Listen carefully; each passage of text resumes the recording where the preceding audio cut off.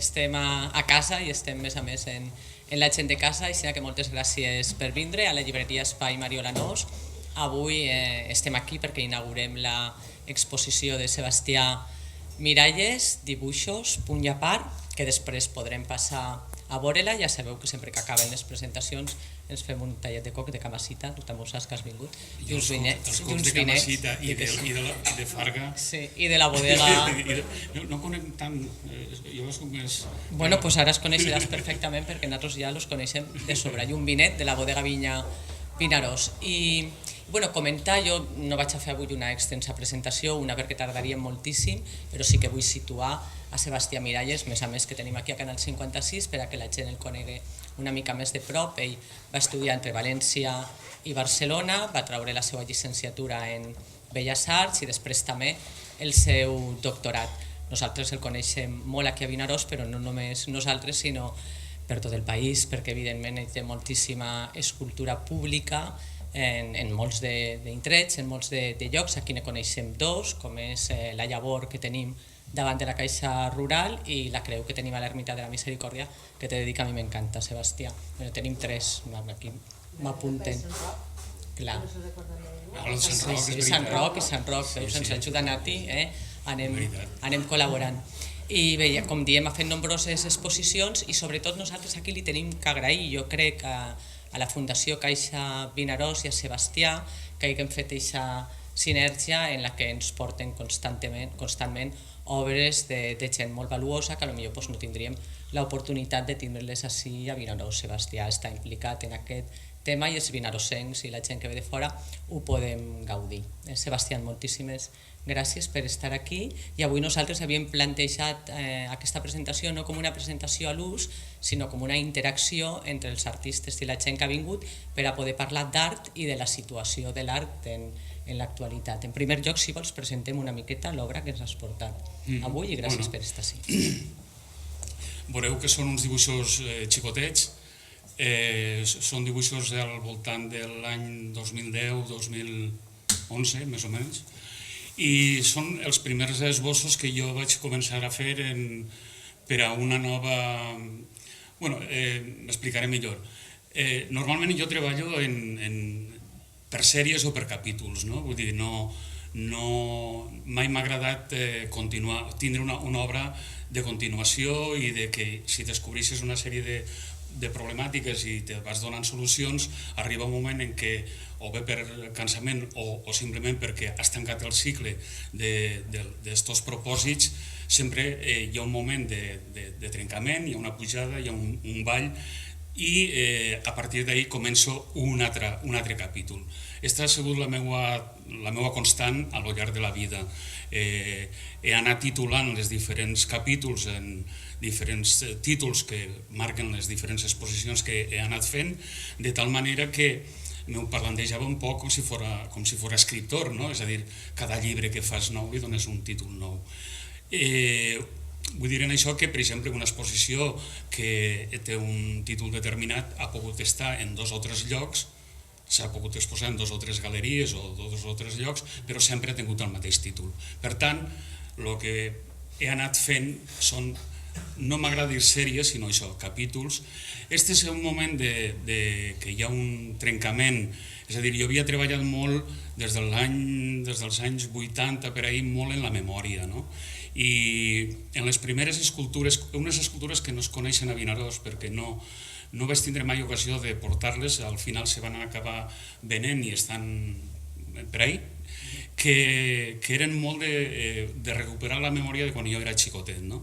Escultures que jo vaig titular, per exemple, Joc a les soterranyes, o tot eren coses de connotacions que venien molt des de la joventut, i sempre, inclús aquesta exposició es va titular, ja ho diré, Exercicis de memòria. Sempre havia treballat mirant el passat, no? Mirant el passat, no d'una manera melancòlica, però sí d'una manera, en certa reivindicativa, és a dir, jo tinc una gran influència en els anys 70 que és Jorge de Oteiza. Jorge Oteiza és un escultor basc, com molts de vosaltres sabeu, que té, diguem, per una banda, ell és un gran intel·lectual, és un home amb un geni molt fort i és un inconformista tremendo, però al mateix temps Jorge Oteiza treballa molt en la recerca dels orígens, no? Dels orígens i de la identitat basca. A mi tot això me marca perquè en els anys 70 nosaltres, la nostra generació, estava molt volcada a la transformació d'aquesta societat. Com a estudiants estàvem alguns molt implicats en el moviment estudiantil, polític, etc. I tot això te fa emprendre un pensament que tenia molt que veure en allò que tenia que veure en el poble, no? És a dir, no tant des del punt de vista nacionalista, sinó des del punt de vista identitari. Per tant, totes aquelles coses que jo tenia en el cap, és a dir, per exemple, hi ha una sèrie d'escultures meues que estan fetes en fusta i pintades en calç. La calç, evidentment, la fusta i la calç no es comporten molt bé perquè la calç cristal·litza d'una manera que no s'aguanta molt bé sobre la fusta, però jo sempre havia vist a mon pare que pintava les soques de la figuera o les soques d'alguns arbres en calç. O ma mare, quan venia a Pasqua, ja pintava la caseta de la Sénia en calç i la porquera, tot, vull dir, la calç en el cementeri també sempre ha estat molt present.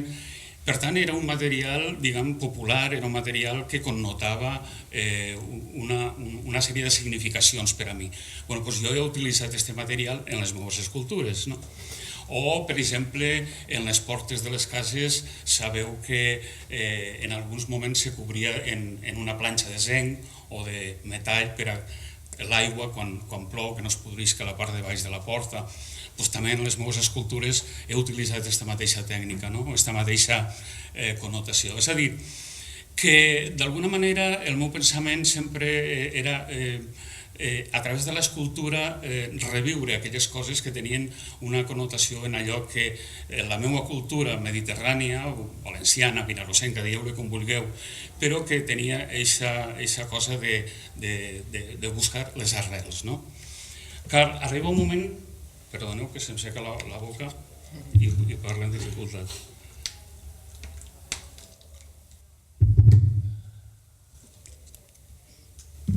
Arriba un moment en què la meva vida, com que estem en família, permeteu-me que vos conti algunes intimitats, que tampoc són tant, però la meva vida canvia en el moment en què la universitat ens dona l'oportunitat d'alguns professors. Jo portava ja 27 anys en la Facultat de Belles Arts, havia complit ja els 60 i la universitat ens diu: aquests professors que vulgueu anar a Arbon i tingueu a bé deixar la universitat, us anem a fer una bona oferta.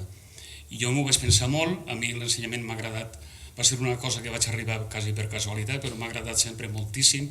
Li he dedicat molta energia a la qüestió de l'ensenyament, crec que ho he fet mitjanament bé i per tant no tenia diguem, cap excusa per anar-me'n, perquè la universitat m'agradava molt, els companys excel·lents, etc. El mig era un mig molt gratificant, però al mateix temps jo en aquells moments, que era l'any 2007 o 2008, vivia una frustració que encara l'arrastro, i és que quan jo vaig sortir d'este poble, quan tenia 18 anys, volia ser Miguel Àngel, volia ser...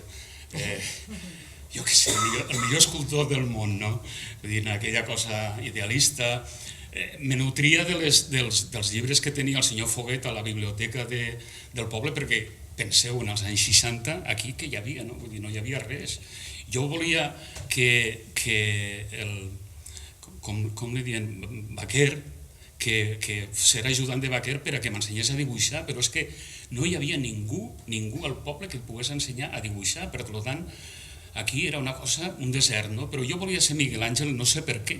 Vaig veure unes fotografies en una revista que aplegava a la panaderia de Sebastià el Paput, que es dia Life, allà en Tamare, que per cert jo vaig ser panader també, en Tamare, que feia els cocs, i allà estàvem. I Sebastià comprava la revista Life, no sé per què, i jo vaig veure allí unes fotos de la Pietat i tal, i jo dic, però és que això és el que jo vull ser, no? Bueno, totalment.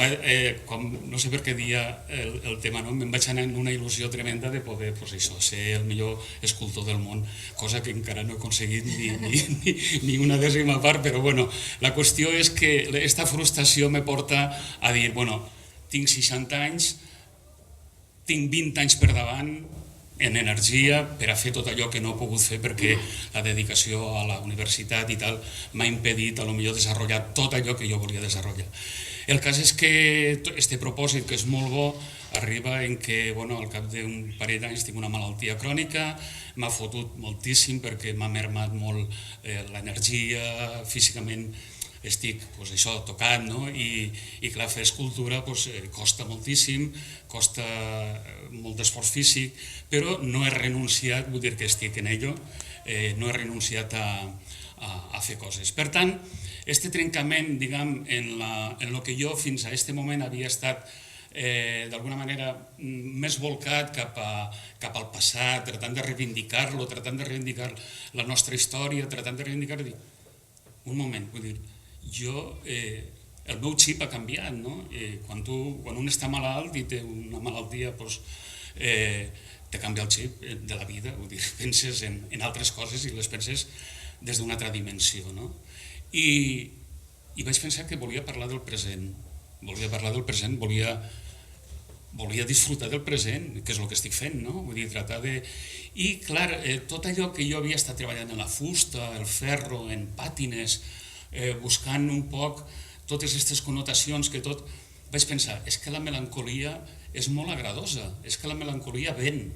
I vaig dir, no, vull fer una cosa més pura, no? Una cosa més estricta, una cosa més valenta, algo més despullat, no? Més despullat que forme part d'aquest pensament que jo ara tinc, que té que veure més en qüestions espirituals que no polítiques. És a dir, jo no renuncio a ser un home que m'agrada la política i crec que sóc polític, però estic disfrutant molt de la música clàssica, la música renaixentista, de la música contemporània, que té una vessant més espiritual, i per tant me proposo no dir res. Vull dir, a través de l'escultura no vull dir res, però vull deixar la substància d'aquella part emocional meua, a veure si sóc capaç de deixar aquesta part emocional gravada en l'objecte, en l'escultura.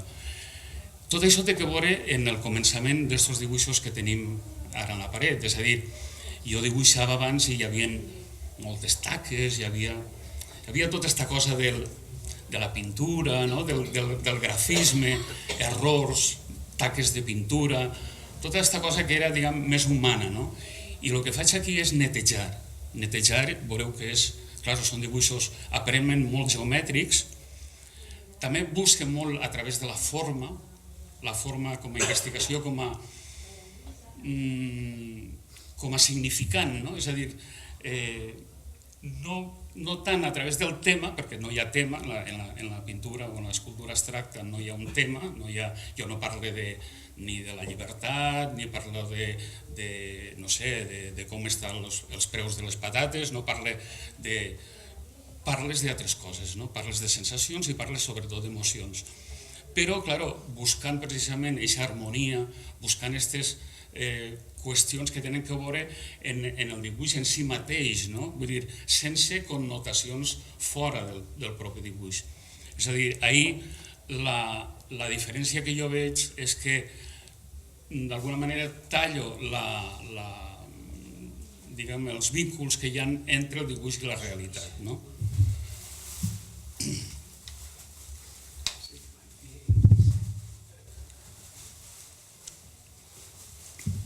En aquest cas, el dibuix se presenta a si mateix, és a dir, com diu un amic meu que va escriure precisament en un dels catàlegs que vam editar junt amb la Fundació, parla del dibuix, dels meus dibuixos, i parla de lo visible i de lo invisible, no? I diu que, clar, en respecte del dibuix a les escultures hi ha com una cosa que és visible, que és el propi dibuix, però també hi ha allò que no és visible, és a dir, allò que d'alguna manera el dibuix, més que una partitura per a després executar-la com a escultura és una suggerència, és una espoleta que espera del dispar per a poder explotar, no? Per a poder explosionar. En aquest cas, els dibuixos són això, és a dir, allò que no es veu és allò que possiblement després, quan el procés que jo portaré després fent dibuixos més grans, apurant-los molt més i treballant després en maquetes i després en l'escultura, en tot aquest procés el que fas és anar enriquint i anar fent les diferents variables o diferents variants que estos esbossos, estos coses que estan fetes d'una manera, podríem dir, menys pensada, poden després donar més de si. És a dir, podria ser un exemple que metafòric, podria ser una espècie de llavor que després va creixent, no? Este seria un poc el sentit d'estos dibuixos. I el punt i a part, que és un... Clar, jo quan poso els títols, sobretot els títols a les escultures, procuro que a vegades tinguen qüestions que puguen ser... que puguen ajudar a entendre el procés i altres que són merament especulacions poètiques, no? Sobretot en els títols a les escultures em permetís aquesta llicència poètica, podríem dir, per a que també l'espectador tinga, quan vegi una escultura meua, tinga en el cap no allò que jo vull dir, sinó allò que ell o ella està rebent i està pensant, no? Abans teníem una conversa amb Maribel que estàvem parlant precisament d'això, no? De que el gust és algo que tot el món posseïm i que és una qüestió subjectiva a la qual jo crec que ningú, ni que siga el millor crític d'art o el millor filòsof, té dret a imposar el gust a ningú. És a dir, jo penso que les persones som lliures de que ens agradi allò que ens agrada. I si de vegades, és el que estem parlant, la visita a un museu o una exposició te fa que tindre de vegades un sentit de culpa o de certa, com diria jo, complexa d'inferioritat, perquè dius, és que això jo no ho entenc, no? No tens per què entendre, vull dir, si no t'agrada, pegues mitja volta i te'n vas a veure algo que t'agrada, no?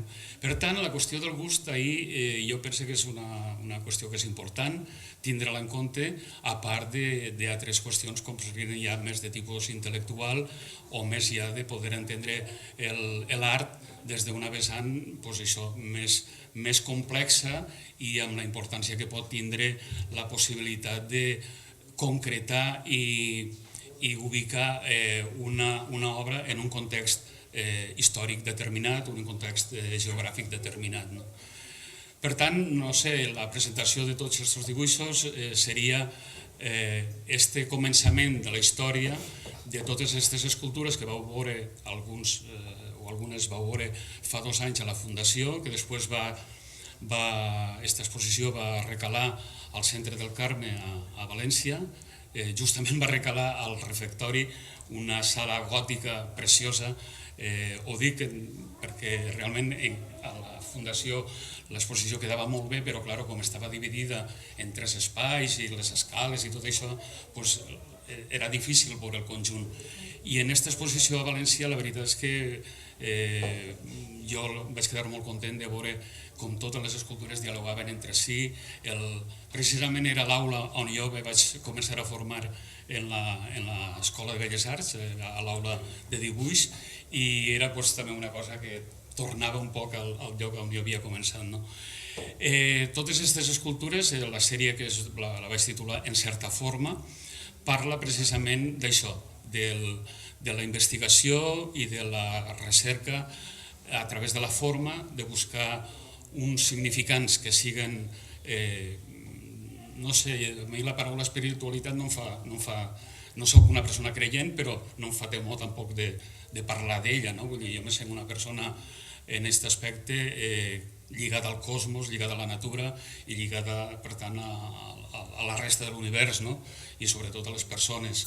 I per tant, tracte de parlar d'universals, tracte de parlar de coses que d'alguna forma ens toca emocionalment tant a la gent de Vinaròs com a la gent de Pamplona com a la gent de Buenos Aires o de Japó, i aquesta és la meva búsqueda, no? A través de la forma tratar de trobar esta harmonia, este sentit diguem primari, últim, essencial, no sé com dir-ho, que ens porta a la vida, i sobretot des del punt de vista de lo poètic, de la poètica, de veure això com juguen les formes, els colors, les superfícies, els brillos, tota aquesta cosa que la sensibilitat ens pot enriquir.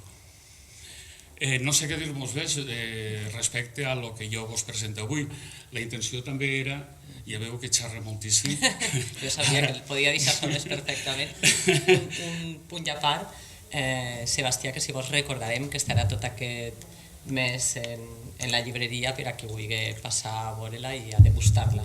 En aquest cas, perquè ara ho veureu i ho podreu comentar, que està una fantàstica exposició, crec jo, que t'agraeixo molt que hagis portat aquí en esta llibreria menudeta, però que tenim el nostre espai també per les obres. I sí que tenim molt d'artista, perquè la intenció era una que li poguéreu preguntar sobre art a Sebastià, i no només tenim artistes, que tenim també galeristes, i era una mica parlar, ja ho hem fet prèvio, perquè vos he de dir també, jo crec que vos resultarà interessant, que hem tingut una xicoteta entrevista de les que fem cultural per al Canal 56, on ha sigut una entrevista més personal. Parlem d'eix Sebastià Miralles vinalosenc, però ara la intenció era vinalosenc, ara la intenció era parlar d'art i que li poguéreu preguntar a ell. Jo faria una primera pregunta, si després voleu preguntar-li sobre l'obra, però aquesta pregunta general que teníem, com estan les coses ara, actualment, des del punt de vista teu, perquè les coses han canviat moltíssim, des d'un moment que hem tingut d'una riquesa espectacular en tota la bombolla immobiliària que tots coneixem i que tot el món podia comprar obra i podria fer moltes coses i invertir molt, a la situació de l'artista en l'actualitat. I si això d'alguna manera frena a l'artista o no. Vull dir-te, si hi ha gent que per culpa d'aquest moment deixa de fer o continua. No sé com ho veu ell en primer lloc i després ja podeu parlar tots els que estigueu aquí, Sebastià, per plantejar el tema. A veure, jo la veritat és que en aquests moments me manejo en un àmbit no massa ample perquè estic un poc limitat per el que us dia abans a la ciutat de València, i no obstant, clar, mantens la informació tant a través d'internet com de les revistes de lo que està passant en el món. Jo crec que... La ciutat de València, que clar, que contem ja que moltes galeries han fet clac. Sí, han tancat galeries. Aquí hi ha dues coses que a mi sí que m'agrada distingir. Una cosa és l'art i l'altra cosa és el mercat de l'art. Sí, per això era així, la creació sí. Les dues s'impliquen perquè, desgraciada o afortunadament, jo diria més bé afortunadament, l'artista plàstic, perquè parlar d'artistes, a mi sempre m'ha agradat parlar de pintor o escultor, però bueno, és igual, anem a generalitzar. Els artistes no vivim de l'aire, i jo trobo que, igual que un metge, igual que un mecànic, almenys parlo des del meu punt de vista, l'aspiració meva és que si jo treballo fent obra artística o pintura és per a que la gent ho disfrute, però també per a que es pugui vendre, que jo pugui rebre uns diners en els quals poder continuar treballant i continuar menjant. Vull dir, pensar que un se fa ric de l'art, això és impossible, i alguns privilegiats, o com li vulguin dir, sí que ho logren, però això és...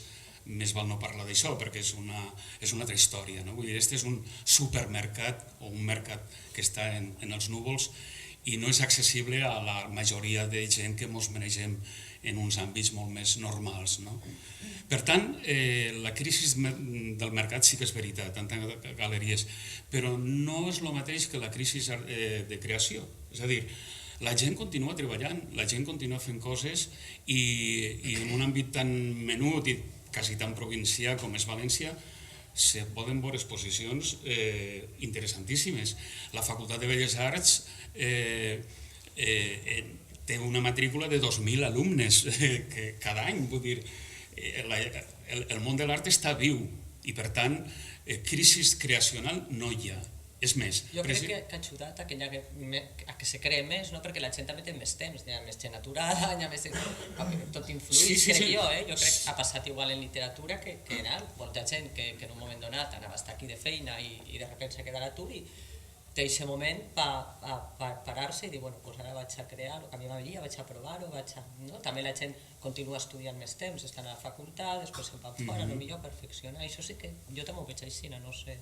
Per una banda, això és veritat, la possibilitat de poder-te dedicar més temps a qüestions que no siguin només guanyar-se la vida, sí que facilita. Però per una altra també estem vivint un moment en què també hi ha una ràbia social, vull dir, la crisi, per una banda, ens porta, hi ha un discurs, diguem, del conservadorisme, que és un discurs de la temor, de la por, de fer, que les coses estan molt malament, que vindrà el coco i ens menjarà, etc. Però també hi ha un discurs des de la joventut i des de, diguem, visions menys conservadores i jo diria més progressistes, que és tot el contrari, que és de lluita, que és de plantar-se davant de certs imponderables.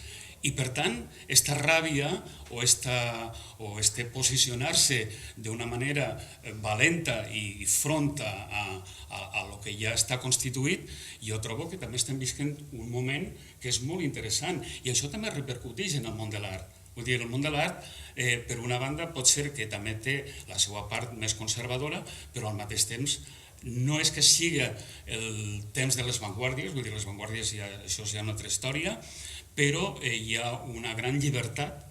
Els alumnes que ixen de la Facultat de Belles Arts tenen un sentit de la llibertat molt més ample que el que jo tenia. A mi em va costar molt buscar el meu lloc en el món, però avui en dia l'ensenyament i les metodologies que es donen en una Facultat de Belles Arts són interessantíssimes des d'aquest punt de vista. La gent surt molt formada, tenen moltíssima informació i, a més, tenen un esperit molt més lliure que el que teníem nosaltres. Per tant, penso que la crisi sí que està servint i jo en aquest aspecte soc optimista. Jo també, jo soc optimista de base. Que no es ven art, és veritat, però jo per això he volgut distingir el que és el mercat i el que és la creació. I és veritat que des del punt de vista del mercat hi ha crisi financera, però no des del punt de vista de la creació i de la producció. Vosaltres com ho veu? Me dirigís als artistes directament, No sé si... Bueno, la galerista també tindrà molt que dir, no? Imagino que aquesta vessant creativa està clar que està, perquè jo crec que se palpa en l'ambient i se palpa molt tota aquesta gent nova que surt amb molta força, que també vol ser Miguel Àngel, que ja saben que no ho seran, perquè estan més preparats que nosaltres per a saber-ho, però bueno, aquesta vessant creativa arriba fins on arriba, però clar, després està l'altra, que és el poder viure o no d'això, o el poder que la gent entengui, com tu has dit, que quan un artista exposa en un lloc, l'única finalitat que té aquest artista no és que veiguen la seva obra, que és molt bonic i suposo que vos interessa, però suposo que darrere també està la part econòmica per poder seguir creant.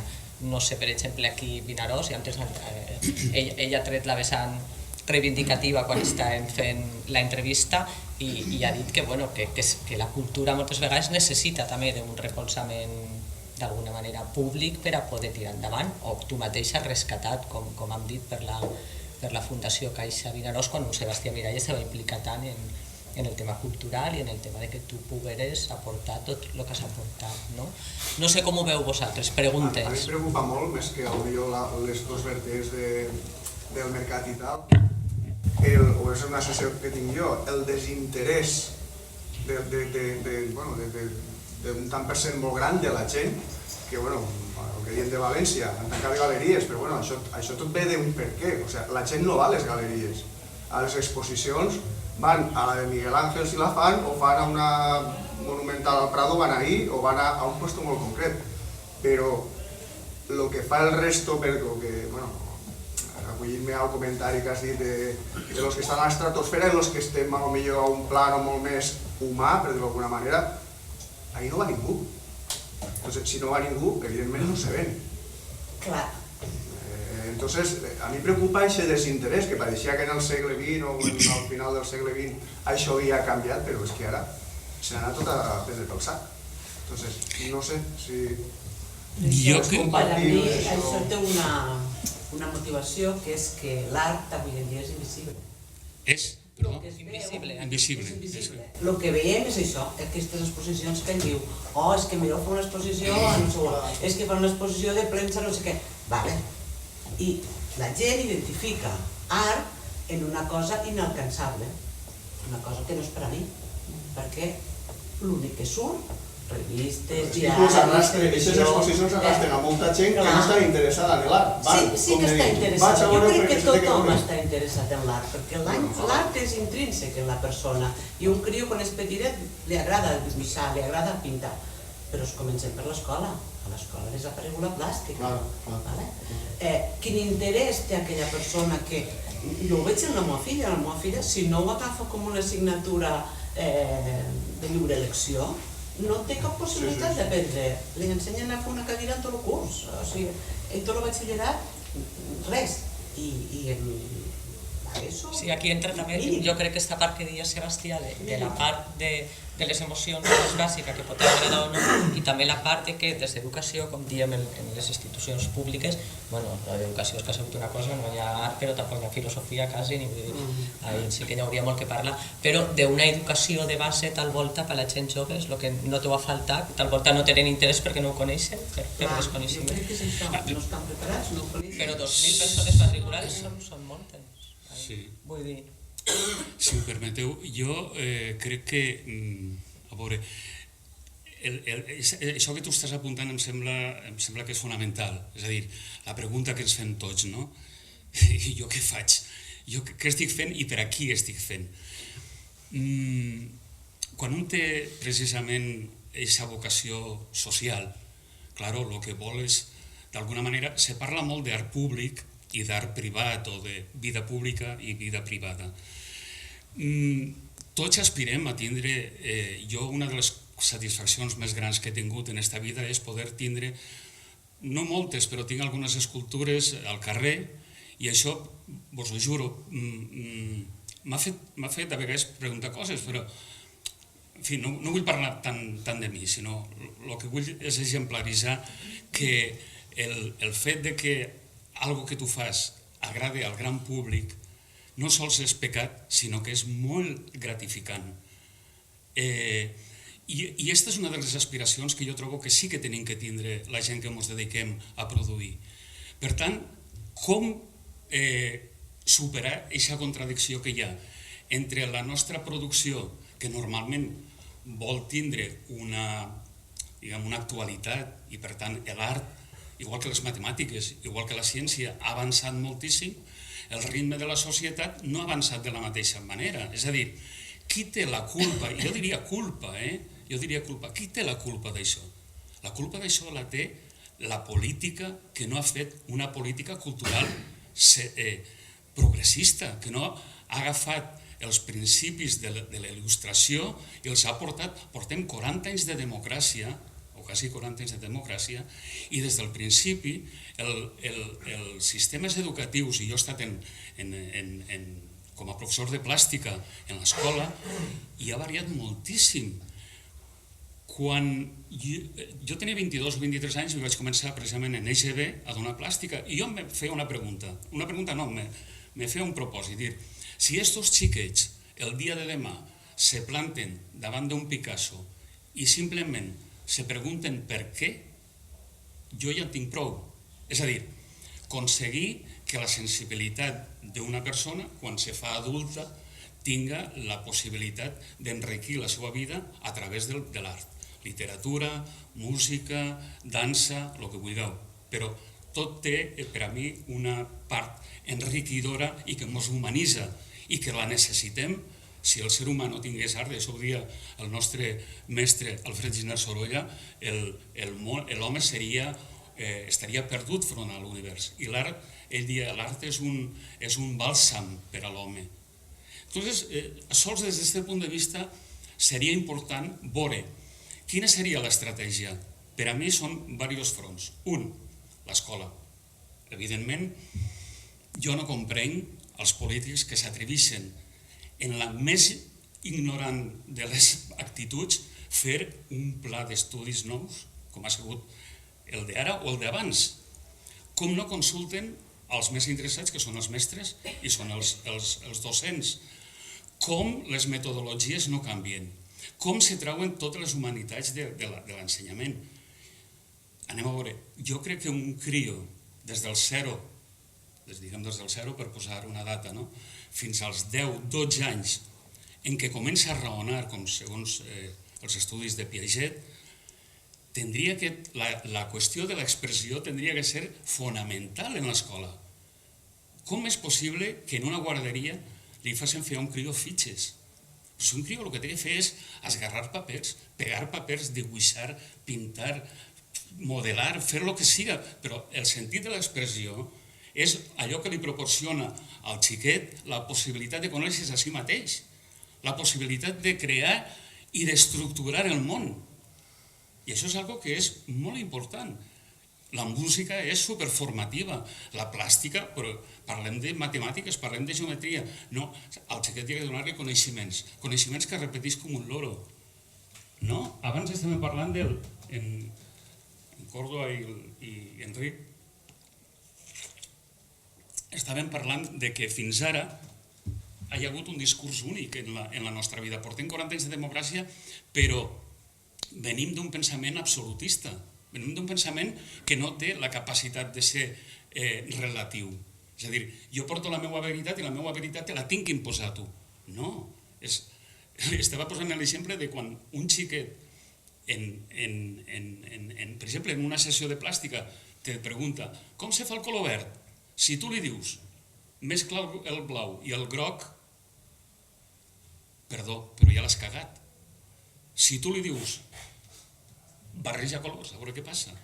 Quan el xiquet troba, per casualitat, per intuïció, per lo que siga, que mesclant el groc i el blau li surt el verd, li has obert un món. I aquest món, aquesta capacitat de pensar per si mateix, és algo que després només hi ha que desenvolupar-ho. Una part és esta, l'educació. L'altra part és la política. En este poble, i com tenim avui el senyor alcalde, i crec que podem parlar amb tota la confiança, i també per a que s'agafi el testimoni, i jo li tiro el guant, en este poble, tant ajuntaments més conservadors com més progressistes, la cultura l'han passat per l'arco del triomfo. Jo ho dic en malestar, ho dic en pesar, i ho dic en sentiment de veure com s'ha volgut fer una cultura de conformisme, una cultura de recalar vots en el sentit de no molestar a la gent, quan la cultura té que ser molesta. La cultura té que fer pensar. L'art, si és conformista, si és apaciguador, si és conservador, no diu res. No diu res, no aporta res. Aporta un trasto més al món dels gadgets, que ja en tenim prou, no? Per tant, si una cosa no és autèntica, si una cosa no està feta des de la més íntima convicció i des del més íntim compromís, per a què serveix?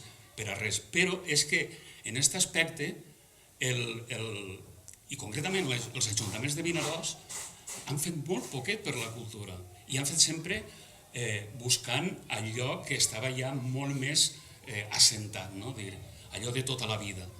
I no ens plantegem coses que puguen molestar a la gent o que puguen fer pensar a la gent. Jo ho dic en tota la ràbia, i perdó per la confiança, però bueno, ja que avui puc parlar del públic, aprofito l'ocasió. Esta és una travessant, o sigui, els poders polítics o públics tenen l'obligació de recolzar també aquelles propostes que puguen ser sobretot, a lo millor un poquet més inquisidores, un poquet més inquisidores, ho dic en el sentit de més punyents, d'emprenyar més, vaja, i sobretot també de difondre allò que es fa. És a dir, la qüestió també que partim de la base de que no hi hagi públic és perquè l'art no se difon, o sigui, hi ha molt poca difusió. Jo no sé la difusió que tindrà això, no és que tingui més o menys importància, però jo crec, A Vinaròs crec que hi ha, de moment no sé si són 2 setmanaris, no? No, n'hi ha un. N'hi ha una sola. Bueno, un i després els... Bueno, hi havia, se però... referia a Vinaròs, està els 7 dies, el Vinaròs que és de l'Ajuntament, el Crònica... Jo no, ara fa molt de temps que no els miro perquè no me ve bé, però jo a través del temps mai he vist una crònica... Bueno, està també la Calamanda, que també va penjant coses i tal, però jo no he vist massa cròniques de... Don Agustín Comes feia, en aquells temps sí que feia coses, i a més escrivia molt bé, Don Agustín. Parla un moment d'això, que és important. Però, sí, feia coses i escrivia molt bé sobre art. Però, t'interrompisco. Sí, digues, sí, clar que sí. Venia a l'exposició, perquè, com sempre, jo vaig tindre la primera galeria. Vas tindre la primera galeria a Que es va Vinaròs. fer a Vinaròs privada. Perquè l'Ajuntament, com es digui, jo no puc mantindre això, vaig tancar-ho. I don Agustín venia i feia les crítiques d'art. Venia un dia sol i pegava la volta, i dia, jo escric per aquí. Jo no sé si val la pena fer això. L'home estava totes les inauguracions, venia, prenia notes i publicava al setmanari. Però dia això, vosaltres creu que val la pena? Però a Vinaròs van picar pedra molt. Eren uns escrits preciosos, Claro, Vull dir, hi hauria que recuperar-los. M'entens? Però també dia el mateix, Sebastià. També dia el mateix, Don Agustín. Però és que... Val la pena, jo, el que estic fent, ho lliig a algú, li interessa a algú el que estic fent. Bueno, jo sí que m'ho llegia. Claro. Jo crec que el tema de ser constant en la difusió és bàsic, no? El tema de dir, bueno, pues se fa una exposició, se presenta i se difon i després se fa la conclusió de la que s'ha hagut deixar. Evidentment la difusió té que arribar, això està clar. Jo també ho penjo allà a internet i no sé qui... Bueno, sí que ho sé perquè tinc les meves estadístiques i ho veu molta gent, però arriba. Qui et decideix què és una obra d'art i què no és? El temps. No, qui ho decideix? El temps. El temps. O els crítics? El temps. Perquè, per exemple, este micròfon no és una obra d'art. O no? Qui ho decideix, el temps? El temps. Hi haurà d'haver unes persones que ho decideixen si este quadre té que estar a una galeria o té que estar a l'Almacén, no? Perquè hi ha molta gent que té obra molt bona i això resulta que no és art. Hi ha gent que allò és basura i allò sí que és art, no? A part dels crítics, no com ho veus tu, no com ho veuen els crítics, ni com ho veu el temps. Jo ho veig en certa ironia. És a dir... Això és el teu punt de vista. Sí, el meu punt de vista personal, vull dir, sense... A veure, hi ha un senyor que li diuen Marcel Duchamp que un dia s'atreveix a portar un pixador a una exposició. I diu que com ell és artista, allò és art. És a dir, hi ha una correspondència entre l'estatus que un se presenta davant de la societat i allò que fa, no? És igual que un que diu que és mecànic però no t'arregla el cotxe, sinó que te fa una merda, parlant malament. El senyor Duchamp el que fa és provocar. Però és un concepte, no? Perquè ara va un altre i fa un altre vàter i allò ja no val per res. Va ser el primer que va fer el vàter. Anem a veure, estem parlant de lo que seria el pensament artístic. Què és art i què no és art? Ell el que fa és posar una cunya entre allò que tradicionalment s'havia entès com a art i el que estava passant en aquest moment. És a dir, però aquesta cunya és una cunya important perquè sobretot el que posa és en dubte precisament la qüestió de que algú s'atrevisca a dir això és art i això no ho és, no? El qual també és una mala cosa perquè, claro, hi ha un públic que no està, diguem, no obert, sinó suficientment format i espera que hi hagi una autoritat que li digui si pot passar o no pot passar, no? O sigui, un semàfor que li digui això és bo i això no ho és. Abans estàvem parlant, jo ho he introduït abans, no? La qüestió del gust i la qüestió de la llibertat. I una posta de sol és art.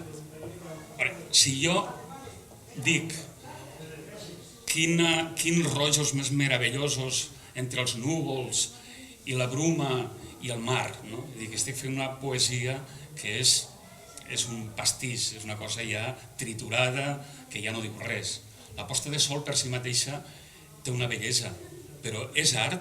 La pol·lució de Xina també és art. Aquell núvol negre que hi ha a Madrid. No? Què estem parlant d'això? Estem parlant de la manera de com les persones veiem les coses. Les podem veure d'una manera poètica o no. Vale? Allò que entra en un museu, en una sala d'exposicions, precisament perquè està contextualitzat allí, doncs ja li diem que és una obra d'art. Però el que ho aguantarà no serà el que jo diga que això és art, el que ho diga o ho deixi de dir, sinó el temps farà que allò pugui tindre un discurs que s'aguanta o que no s'aguanta. Pot ser que sigui una cosa, diguem, molt barroca i molt realista i molt tal, però darrere no hi ha res. O pot ser que sigui una cosa molt efímera o molt delicada o molt mínima i darrere té una complexitat. És a dir, jo trobo que ahir no hi ha ningú que en aquests moments s'atrevisca a pontificar això sí i això no. És per aproximació. Per aproximació tu, basant en el gust, basant en la teua capacitat de coneixements històrics, intel·lectuals, filosòfics, eres capaç d'avaluar una obra, no? Des del punt de vista sociològic jo avaluo això d'esta manera, des del punt de vista tècnic ho avaluo d'esta altra, des del punt de vista de la sensibilitat d'esta altra. Per tant, puc d'alguna manera puntuar-ho en un 5, en un 10 o en un 40, no? O en un 3. Però això és una opció personal, que no té per què ser la mateixa que té una altra persona. L'art com a forma de coneixement no és una ciència. Un i un no són dos en l'art. No. Per tant, estem davant d'un món que és una espècie de nebulosa a la qual nosaltres li podem donar forma. Però això té que veure, ja t'he dit, en una sèrie de coses que és la sensibilitat, la formació, el moment en què tu vius i també com ho vius, no? Vull dir, si alguna cosa per a tu és art, doncs és art. Però fa falta una altra cosa, i és que no ho digues tu a soles, sinó que ho diguen... Entonces serà art. Perquè, per exemple, els tiburons dins ven el confort, o una cabra, o el que siga, un peix, el confort, o el que siga, dius, això és art. I te quedes mirant el tiburon i dius, bueno, però el compren, no? Entonces té uns preus de 3-4 milions d'euros i dius, bueno, això sí que és art, perquè té un preu, no? Jo dic tal com ho veus tu, no? Com ho veuen nosaltres. Jo abans he distingit el que és el mercat i el que és l'art. I continuo distingint. Pot ser un tiburó en formol o pot ser un sombrero molt ben pintat. Tot és art. Però ja no sé què ho decidim. O no. Això és com el...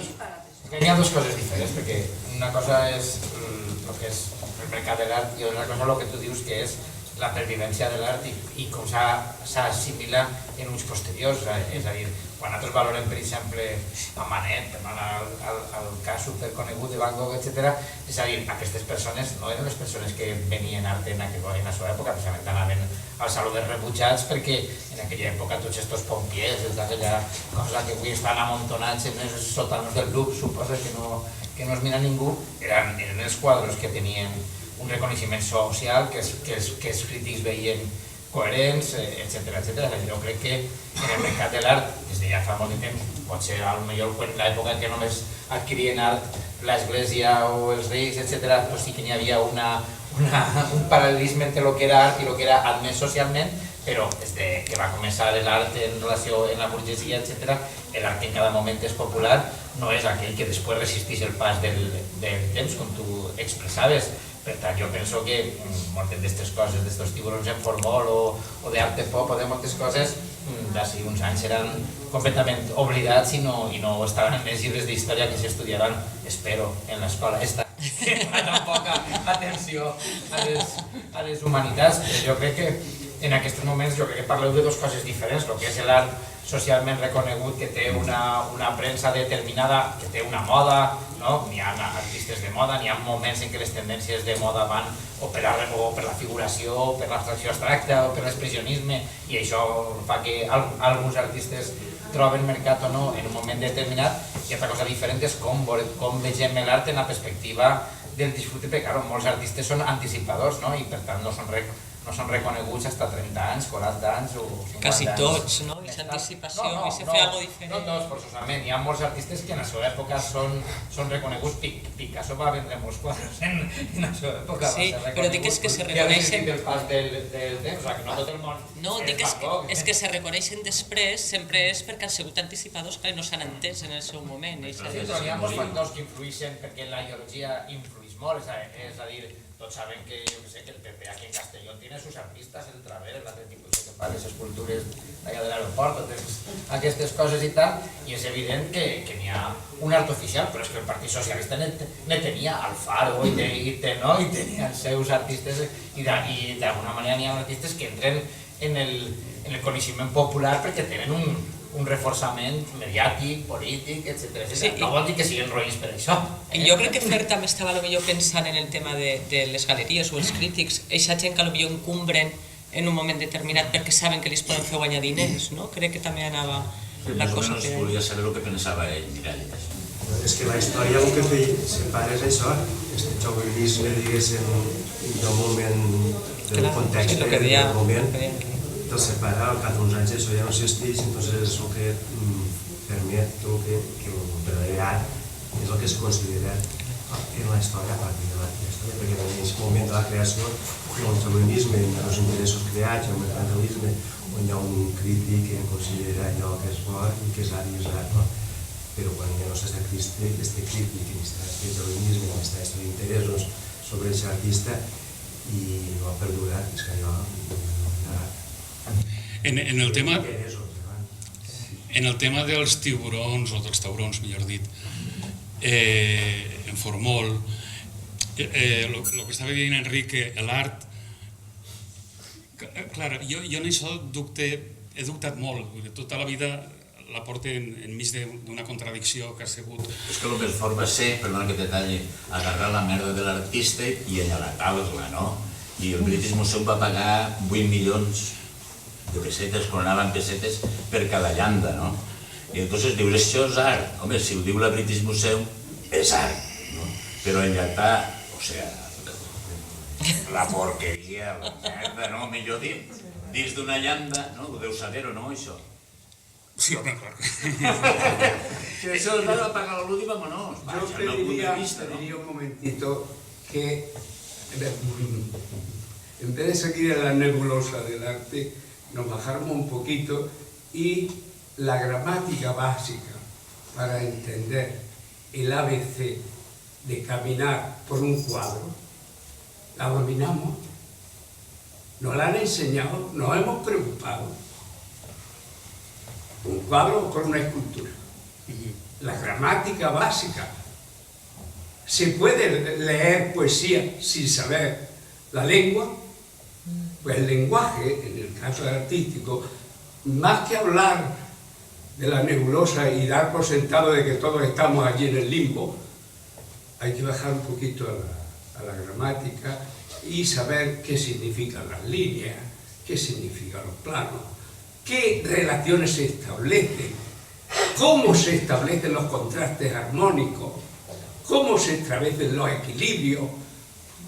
Eso, leerlo en nuestro entorno, en nuestras relaciones y finalmente en nuestro comportamiento.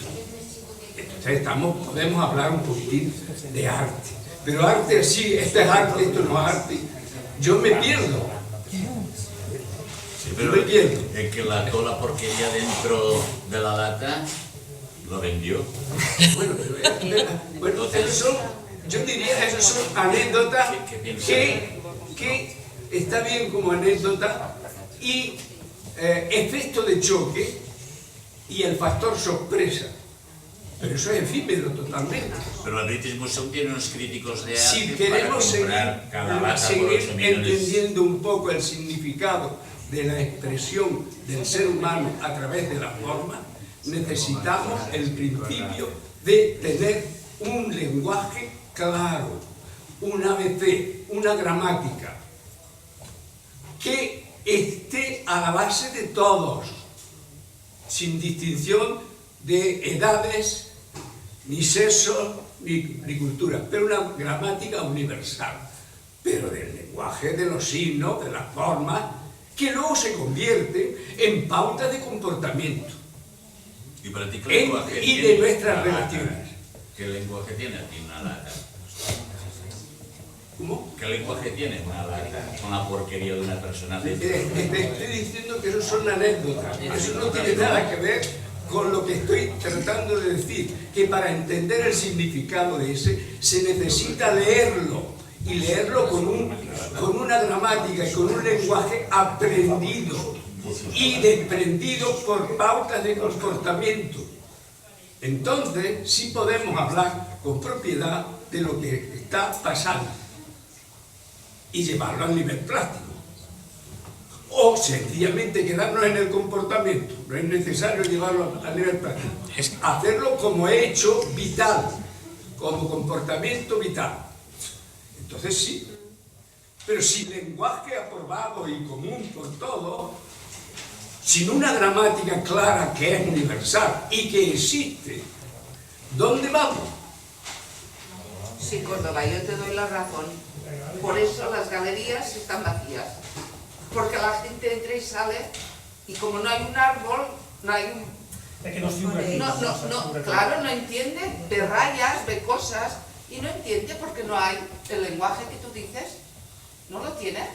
Entonces no pueden funcionar. Si parlem de llenguatge, en el ABC de la gramàtica que tu dices, que parlem de llenguatge, a nivell d'escriptura, tots coneixem el llenguatge perquè tots l'hem après, teòricament, pero tampoco no todo el mundo entiende la poesía, no todo el mundo arriba a ciertos tipos de lenguaje. Sí, pero podemos hablar con más propiedad teniendo el lenguaje claro. Sí. Y dominando un lenguaje podemos hablar y no perdernos en ánimos y llegar a la disyuntiva de esto es arte. ¿Nos emociona eso o no nos emociona? ¿Nos mueve o no? ¿Cambia nuestras actitudes o no? Hay que preguntarle. Sea una pichadera o sea lo que sea, me da igual. Si estamos de acuerdo en que no se enseña a apreciar el arte, pero una persona no lo aprendemos, digamos que los que, si te llega el arte, te emociona o lo que sea, perdón, es un poco autodidacta, porque cada uno se tiene que solventar un poco las cosas, porque no lo hemos aprendido. Ja que jo crec que ara sí, si voleu, i si no teniu moltíssimes més preguntes que fer, podríem continuar la xerrada en petit comitè, no?, en aquests cops, en aquest vinet que tenim, i podem continuar parlant per a que no se us allargue tampoc massa el temps de la gent que tenim pendent nostre en aquest moment. I el que sí volia afegir també, i crec que vosaltres ho heu dit i jo ho aplico a lo que ha passat ara, moments com estos són impagables. Vull dir-te, i moments com estos són els que fan a la gent que se formen i que aprenguen i que gaudisquen després d'aquestes xicotetes grans coses que existeixen, que estan i que hi ha gent que les fa. I jo crec que això és el bo, són moments impagables i està bé que hi hagi gent que els valore, i anem a això, que cada vegada sigui més la gent que els valore. Sebastián, un plaer, com sempre, i esperem repetir. Espero que sí, jo estic molt a gust, vos dono moltíssimes les gràcies per haver-me deixat, haver estat tan calladets i que jo us diguera, no sé si us he aportat alguna cosa o no, però la veritat és que estic super a gust i quan sigui ocasió tornarem a veure-nos i a xerrar de lo que vulgueu. De tota manera, jo estic obert a no sé, si acabarem, més a més, fent clubs de lectura, acabarem fent xerrades d'art, que ho estic veient que ja se m'està ocorrint, que ja se m'està ocorrint, de fer-ne un al mes, que estaria fenomenal.